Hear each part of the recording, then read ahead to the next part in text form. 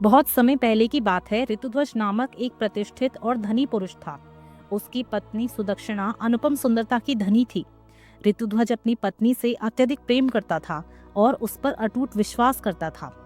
एक दिन ऋतुध्वज किसी व्यापारिक कार्य से दूसरे नगर गया।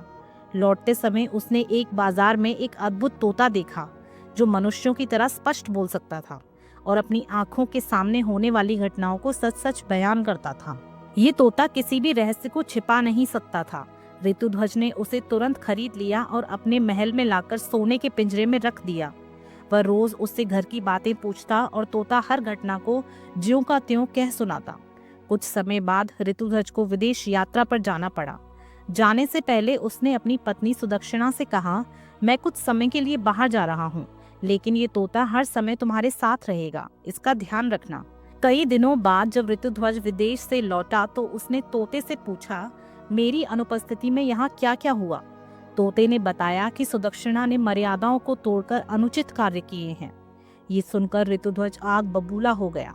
उसने अपनी पत्नी को खूब फटकार लगाई। सुदक्षिणा को समझ आ गया कि तोता ही हर घटना उसके पति को बता रहा है। अगली बार जब ऋतुध्वज नगर से बाहर गया तो सुदक्षिणा ने अपनी सेविकाओं को एक कुटिल योजना के तहत कार्य करने को कहा। सेविकाओं ने तोते के पिंजरे को एक कपड़े से ढक दिया। एक सेविका तोते के पिंजरे के नीचे चक्की पीसने लगी, जिससे उसे लगे कि बादल गरज रहे हैं। दूसरी सेविका उस पर पानी की बूंदें छिड़कती रही, जिससे तोते को लगे कि बारिश हो रही है।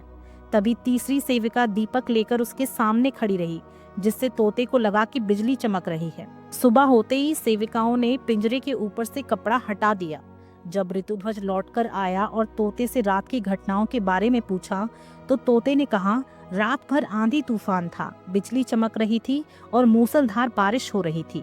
ऋतुध्वज को आश्चर्य हुआ क्योंकि रात को आसमान बिल्कुल साफ था। उसे लगा कि तोता झूठ बोल रहा है और इसका अर्थ ये हुआ कि पहले भी वह झूठ बोलता रहा होगा। गुस्से में उसने तोते को पिंजरे से निकाला और उसे जोर से जमीन पर पटककर मार डाला। तोते की मृत्यु के बाद सुदक्षिणा निश्चिंत हो गई कि अब उसके पति को उसकी सच्चाई कोई नहीं बताएगा। ऋतुध्वज भी अब अपनी पत्नी पर पहले की तरह विश्वास करने लगा और दोनों पहले की तरह जीवन बिताने लगे। परंतु कुछ महीनों बाद पड़ोसियों और नगरवासियों से ऋतुध्वज को अपनी पत्नी के बारे में कई बातें सुनने को मिली। ये वही बातें थीं जो कभी तोते ने उसे बताई थीं। ऋतुध्वज को अपनी गलती का एहसास हुआ और वो पछताने लगा। कुछ दिनों बाद महल में एक अजीब घटना घटी। महल के भीतर जहाँ तोते का शव फेंका गया था, वहाँ एक नन्हा तोता दिखाई दिया जो हूबहू उसी मृत तोते की तरह बोल रहा था। वो चिल्ला रहा था, मैं झूठा नहीं था, मैं झूठा नहीं था। ऋतुध्वज को पहले लगा कि ये उसका भ्रम है, लेकिन जैसे ही नन्हे तोते ने सुदक्षिणा और उसकी सेविकाओं की योजना का पूरा भेद खोल दिया, उसका चेहरा गुस्से से लाल हो गया।